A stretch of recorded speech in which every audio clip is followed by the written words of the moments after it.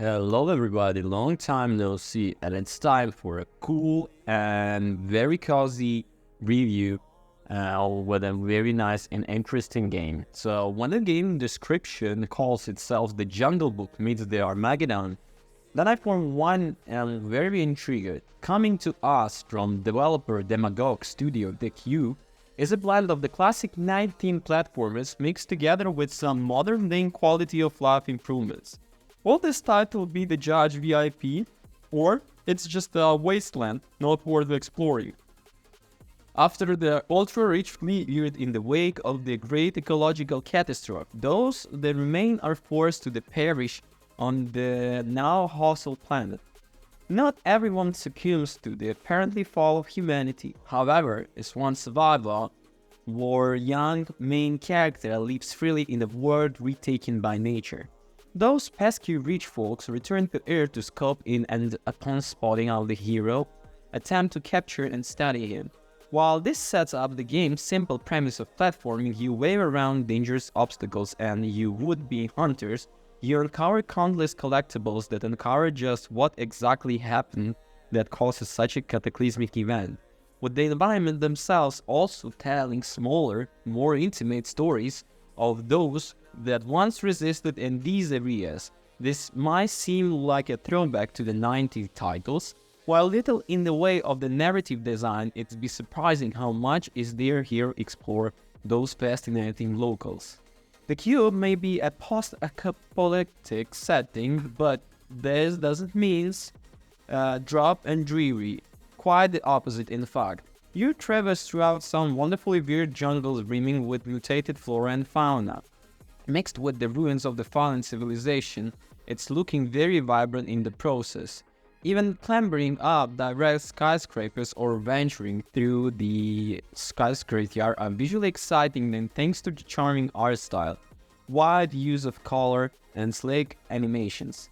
It may be tempting to stop and smell all the roses, but remember, you are being hunted. At the beginning of the adventure, the Cube stumbles across the old space helmet that still managed to receive a signal from Radio Nostalgia from Mars, providing a mix of chill tunes to provide some background music for your quest. With the DJ chiming in every now and again, as well as some stories told by those who live on Mars, the voice acting is also of a high caliber. Some of these short tales become particularly interesting to listen to become something else, well, because of how well they were voiced, right?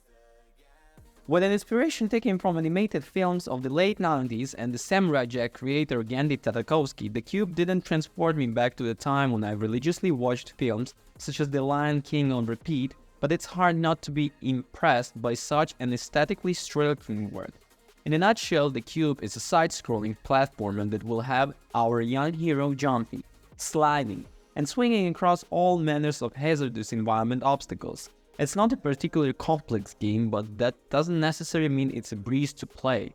Similar of the likes of Limbo and Inside, you'll dive frequently navigating these puzzle-like areas, generous checkpoints, and a huge thankfully with the timing needing to be rather precise so you don't end up flattered at the bottom of the deep chasm.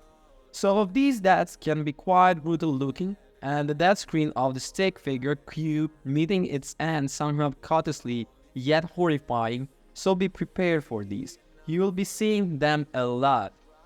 The gameplay did invoke a feeling of nostalgia when in thinking me back my time as a child playing and ever complaining the likes of Disney Aladdin's and The Lion King, but however, with the removal of outdated mechanics such as limited number of lives and pre-respawn locations, the Cube Premium feels like a modern title, especially thanks to their responsive controls essentials for some of the trickle jump timings.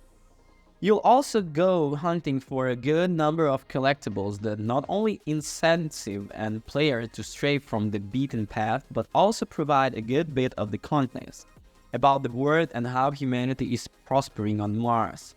While reaching the end of the level is usually as simple as moving right continuously, hunting out collectibles in the secret areas gave the Cube a much greater feel. Spotting a newspaper with no idea how to reach it quickly became a puzzle and of itself. Searching high and low for hidden platforms or vines to swing from certainly scratched out the game's runtime. But at no point did it feel boring thanks to the world building contained within each collectible. The Cube is a game that surprised me.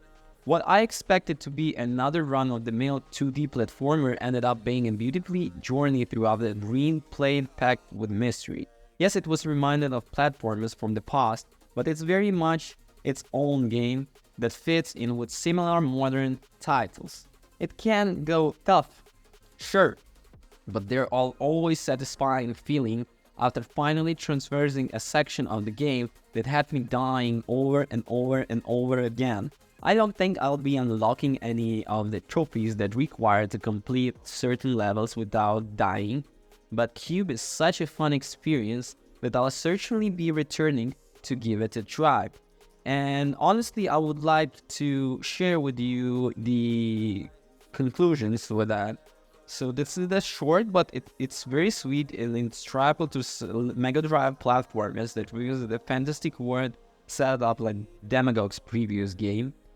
And crucially, the warm tones and the cool tunes of Radio Nostalgia from Mars are back to have you vibing in the seat from Hunting of Hours.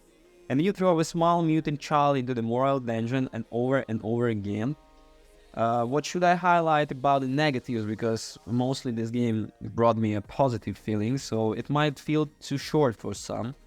The occasionally finicky platforming sequence and no other way to track the collectibles. But nevertheless, thank you for watching. Don't forget to comment, rate, and subscribe. Peace.